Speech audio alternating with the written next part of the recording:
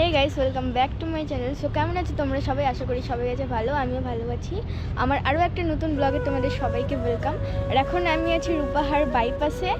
আর আজকে যাব হচ্ছে সেই 400 বছর পুরনো বাহিন রাজবাড়ি। হয়তো এখানে তোমরা অনেকেই গেছো, জানো ওই জায়গাটা সম্পর্কে অনেক কিছু, কিন্তু আমার কাছে একেবারে নতুন। তো চলো যাওয়া যাক। আর সব ওখানে গিয়ে কী করছি না করছি, কেমন এনজয় করলাম, সবটা তোমাদের সাথে শেয়ার করবো। ভিডিওটা স্কিপ না করে দেখতে থাকো।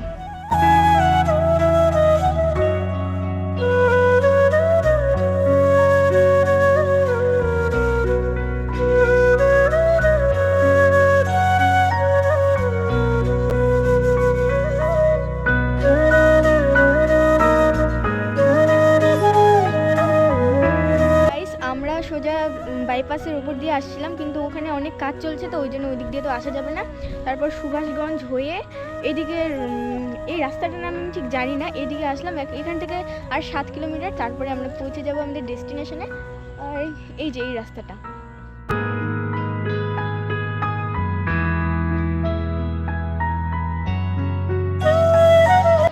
এই যে গাইস চলে আসছি। আর এখানে কেউ কেউ পিকনিকও খাচ্ছে। আমি জানতাম না আগে এটা পিকনিক স্পট, এখন জানলাম। আসতে হবে নেক্সট ডে, এখানে সুন্দর হবে।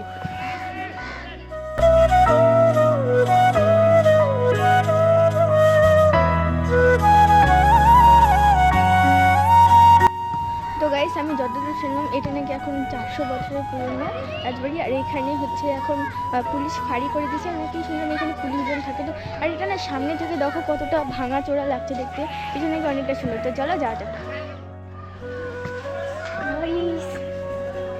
বাইরে থেকে কিন্তু অনেক লোকজন আছে গাইস, হ্যাঁ, কিন্তু ভিতরের দিকটা কেমন একটা গা ছমছমে ভাব।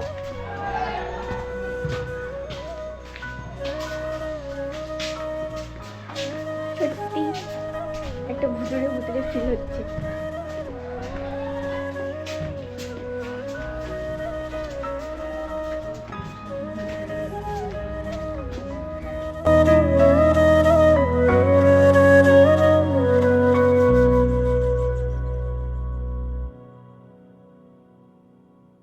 এই যে রাজবাড়ির পিছন দিকে আছে, আর এদিক থেকে দেখো কতটা সুন্দর লাগছে দেখতে।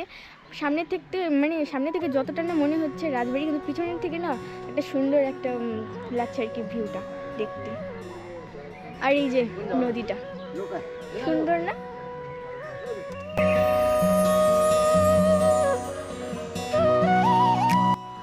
আর গাইস, এখানে তোমরা অনেক নৌকা পেয়ে যেতে পারো। এখানে কি সুন্দর লাগছে দেখো, এই নৌকাটা ওই যে রং করা আছে, কত সুন্দর ডিজাইন করা আছে। তো আমরা এখন নৌকাতে উঠবো। এটা কি তোমার দাদা? না, তোমার এটাতেই উঠবো, এটা সুন্দর লাগছে। হ্যাঁ উঠবো, আসো। ফার্স্ট টাইম নৌকাতে উঠলাম, দারুণ সুন্দর ফিল হচ্ছে।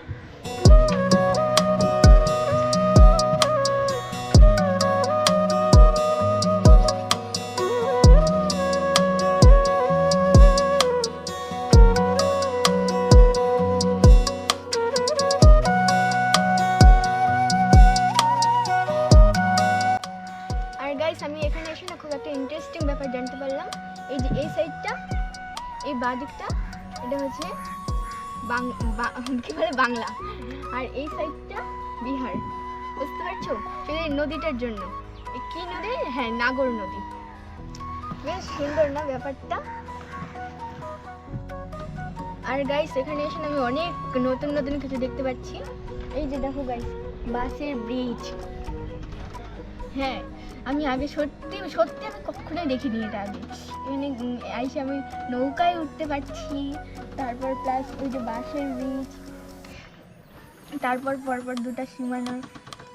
সত্যি বলতে জায়গাটা, রাজবাড়িটা কতটা সুন্দর সেটা জানি না, বাট এই যে এই সাধারণ টুকিটাকি জিনিসগুলো আছে না, অনেক সুন্দর। এখানে আসলে অনেক কিছু জানা যাবে, আর অনেক এক্সপিরিয়েন্সও হবে। তোমরা কিন্তু অবশ্যই আসতে পারবে এই জায়গাটাতে। রায়গঞ্জ থেকে এত কাছে একটা সুন্দর জায়গা, দারুণ। আমার এর সাথে অনেক ভালো লাগছে, আশা করি তোমাদেরও লাগবে গাইস।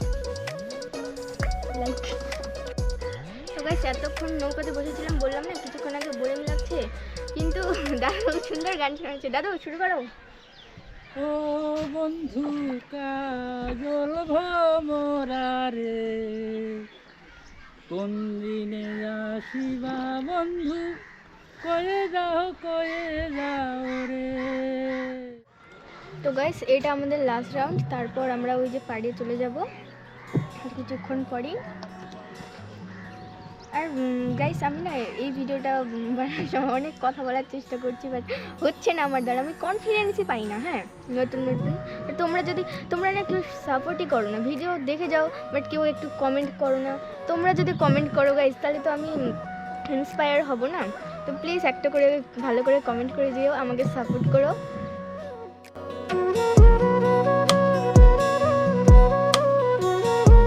তো গাইস এতক্ষণ ধরে নামবো করছি, এখন ফাইনালি এখন নামবো। এই যে পাড়ে চলে আসছে দেখো।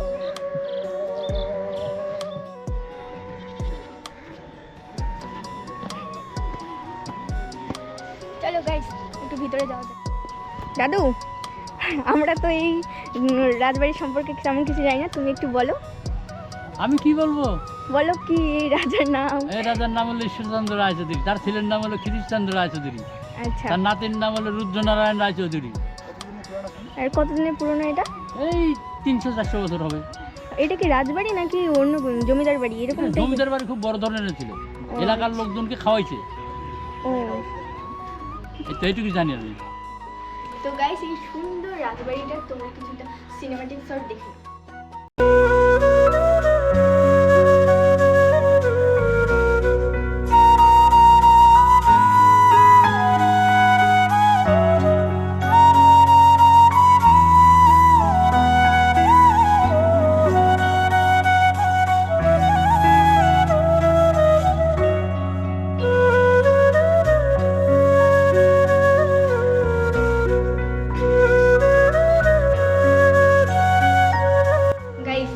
কথা বলবো, মানে কাপেল, অনেক বড় কাপেল, তার থেকেও বড় কাপেল, একবারে লাইলা মজনু। তারপর আসে এই যে এরকম মানুষজন যারা দেওয়ালে লিখে রাখে পি প্লাস এম।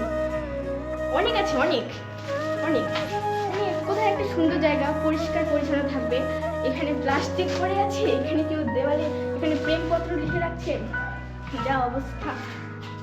তো গাইস আমি এর আগে আরও অনেকের ভিডিওতে দেখছি যে উপর তলে নাকি উঠে যেত, বাট এখন উঠতে দেয় না, কারণ দেখো কি বাজে অবস্থা এখন। তো আর যদি এখন ওঠো তাহলে যে কোনো সময় একটা দুর্ঘটনা ঘটে যেতে পারে, বাট আমার খুব ইচ্ছে করছিল উপরে ওঠে, যা সিচুয়েশন। চলো তো গাইস এখানে ঘোরা কমপ্লিট, চলো এখান থেকে বেরোনো যাক এখন।